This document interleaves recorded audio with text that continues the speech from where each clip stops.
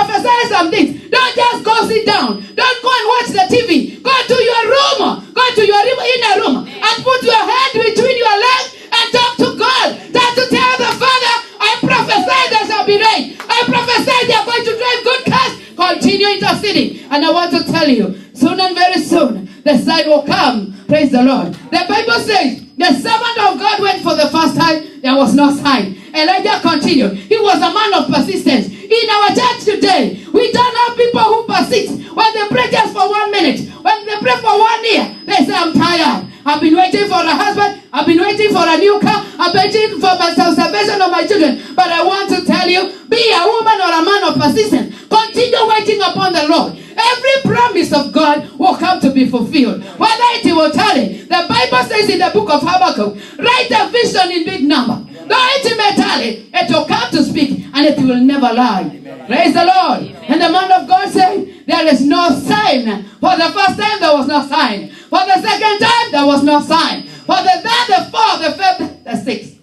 Number 7. How we thank God for number 7. It stands for the completion of God. In this number 7, I know there was a certain atmosphere. The prayers of Elijah created an atmosphere. Do you know there are some things that God just gives us because we are pursuing and we are praying until God says, I didn't mean to give you that big building, but because you are calling for it, I want to give you. Praise the Lord. How many people knows that the God of heaven can open doors and give you extraordinary blessing more than what you've been expecting? Yes. Praise the Lord. I want to say this. And the 7th time, this was the time when the man of God, the servant of the man of God, came and said, you know what, Elijah? The cloud has not yet appeared, but there is something little that looks like a sign of a head of man. And Elijah started speaking in tongues. He started saying, hallelujah. This is what I've been waiting for. Let me tell you, church, we don't need to see big signs. Oh, praise the Lord. Amen. Hallelujah. Amen. We don't need to see big signs. We only need to see a single thing. You can see your son just coming in the house, although he is drunk. He is saying, Wana yumwema anaiba. Don't take it for granted. This is a small sound. Amen. Praise the Lord. Amen. Tomorrow he will come and say, Mom, can you read the Bible for me? Another time he will come and say, Mom, can we go with you to your church? Although sometimes I'm so bored about your church. Yes, he will say it. The next time you see him coming and saying, I want this God. I want this salvation. Praise the Lord. Amen. Whenever you see a small cloud, don't ignore it and don't see it like there is no rain. There is a certain rain coming. And the Bible says it is an abundance of rain. Whatever sign you see, a little one. The money you've been trusting for. When you get $500, you just say, no, I'm not looking for that. Let me tell you, the $500 is a sign of a small cloud because the abundance of rain is coming. There is a time you will overflow to your account until even you don't know how to count it.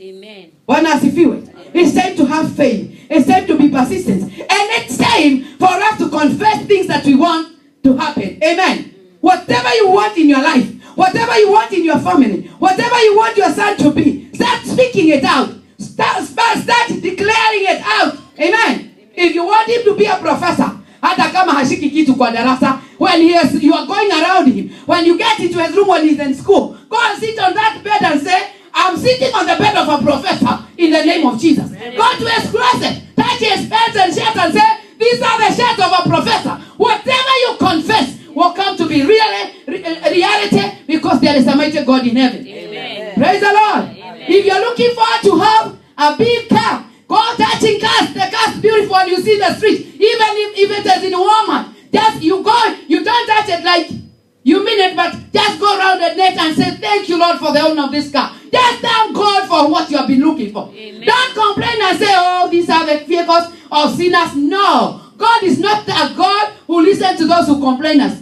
Mama, when you mama, you get nothing. But when you go in the streets of Walmart, you start looking for big vehicles. You say, I thank you, God, because these cars, you gave them. Amen. These businesses, you gave them. These beautiful daughters, you gave them. Whatever you've been looking for, can you just confess it and start thanking God for those who have them before you get it? Amen. Hallelujah. Amen. If somebody has an adult family home, usiombe ukiwa na uchungu.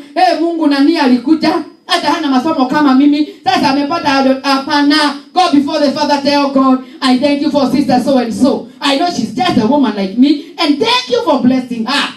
When you say that, the Lord will say, you need another one. You need one for you. Praise God. You know there are some prayers we offer before God, and He blesses exceedingly above all we think. Amen.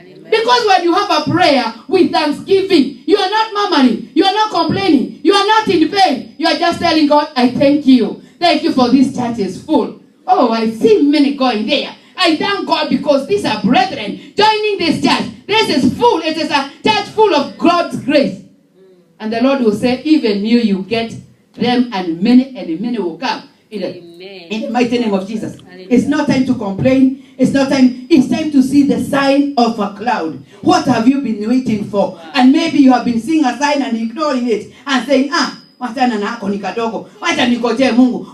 comes to God, He can come with a sign of a cloud like a hand. This man saying, whatever I see on the cloud, it's not the rain you are talking about. Elijah has been talking about the abundance rain. But today, when I went for the 7th time, I saw just something little. And Elijah told the man, you know what? This is the rain I'm talking about. Go and rush and tell the man of God. Go and tell the king to go up. Go and tell him to go home before the rain catches him. Yes. Praise the Lord. Amen. I want to say this as I finish.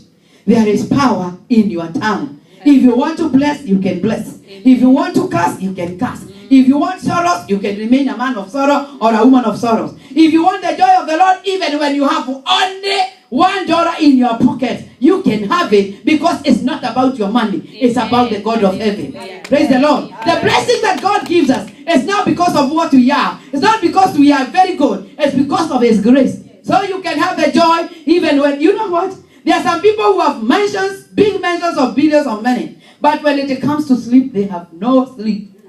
There are people, they have wonderful beds, like, oh my goodness, when you see it, you say, I wish I could have this one. But at night, they are rolling every minute, round and round, until it's 6 in the morning. He gets up early in the morning. When he goes to the couch, it's an expensive one. You can turn it up, you can turn it on the side, but he cannot be comfortable. He is telling you, the man of the house is telling you, can you take me where I belong? Can you take me home? And you're telling him, sir, this is your house, and you want everything. And he says, no, I want to go home, because he doesn't know where he is. And for you, you are a son and a daughter of God. Whether you are coming out of a small house, just praise the Lord. Because this is a sign of the abundance of rain. Amen. Let's go to the other word in the book of Romans. Hallelujah. Romans 4. Praise God. Romans chapter 4 and verse 17. So that I can finish. I know we have a lot of things going on in the evening in other churches, but we thank God. Amen. In the book of Romans 4:17, we get the word of the Lord here. Amen. Amen.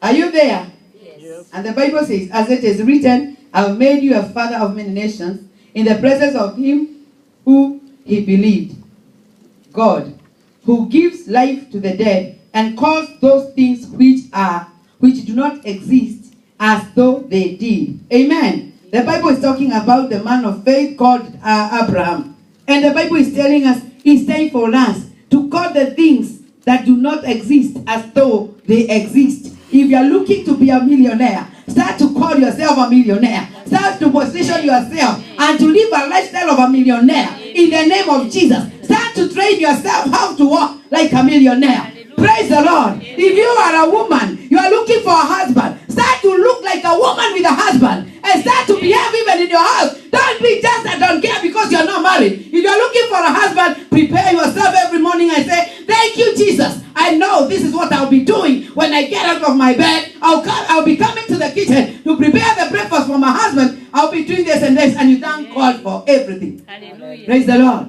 For those who don't have children, prepare yourself to get children. Praise the Lord. And live like a woman expecting a baby. Praise the Lord. Whatever you are looking for is upon you to get it, because whatever you see belongs to you. Amen. Whatever you confess is yours. Whatever you are not confessing it cannot become yours. Praise the Lord. Amen. There are some people that just say, pray for me, pastor. We lay our hands. until but the things you need, they are just next to you. You only need to confess them and say, I want to become an RN. And for you to become an RN, there is a way to go through. But through the power of the Holy Spirit, you will become one. Praise the Lord. A certain possession, the Bible says, let's call the things that do not exist as if they are existing for the glory of the Lord. Like today we were talking with my husband. We were talking about the houses that they are being sold in Naivasha, near the lake. And I was telling God, what about Pastor Elizabeth getting one mansion there? And my husband was asking me, do you think we can get it? I told him, why can't we get it? It's not out of our pocket. We only need to confess and start thanking God for those buildings. Amen. And the area of Naivasha. Whatever you're looking for, start to thank God for that area. Amen. Hallelujah. Amen. If you want your son to be born again, start thanking God for the sons that are born again in the house of God. Amen. You know, sometimes we have a spiritual, what do we call it? Spiritual jealousy. When you see sons singing, no.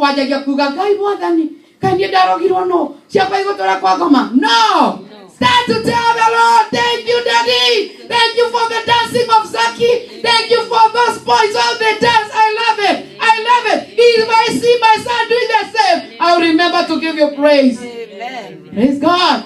You know we have a spiritual jealousy. When you see somebody stressed up, unashikwa na kitu na hata uwezi omba sasa hiyo unasema kare onganio demo na wanagua Praise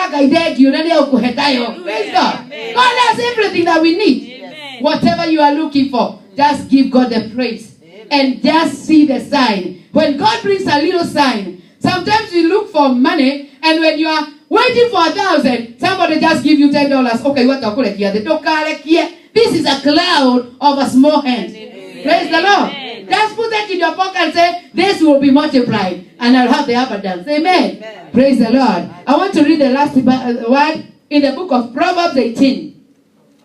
Proverbs 18, 21. Hallelujah. Proverbs 18, 21 is about your tongue. How you handle your tongue. Amen. Praise the Lord. Amen. This is a very important word for the parents, also for the children, for everybody. Hallelujah. Amen. Proverbs 18 verse 21. Hallelujah. The Bible says, are you there? Yes. The Bible says, death and life are in the power of the tongue, and those who love it will eat its fruit. Amen. What does the word say? Death and life are in the power of the tongue.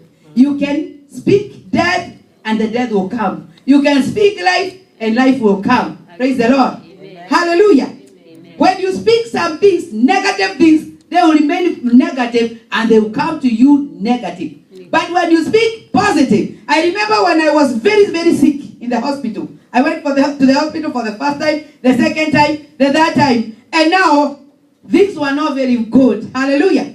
But there is still one thing I was telling God. I remember, God, you told me I'll go to preach to Pakistan. And I don't know whether in heaven, this is where Pakistan is. If it is there, I can come. If it is not there, give me more chance. Hallelujah. Praise the Lord. And when the doctors brought the hospital, what we call her? The one who prepares somebody to go to the glory. The chaplain came one morning. And she told me, you know what? And the previous night, the doctors and nurses they were asking me, have you written a will? I was telling them, what is it?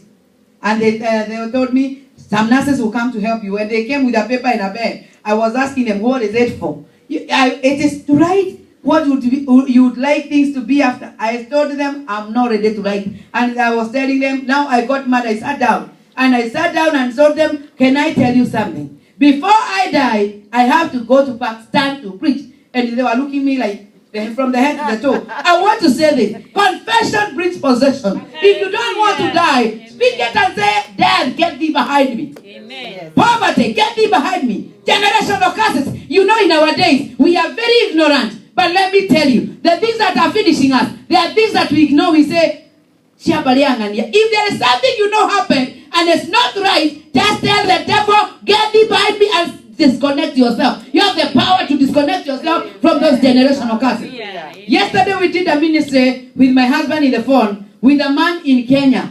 He was about to go and kill himself because he was saying, whatever I try,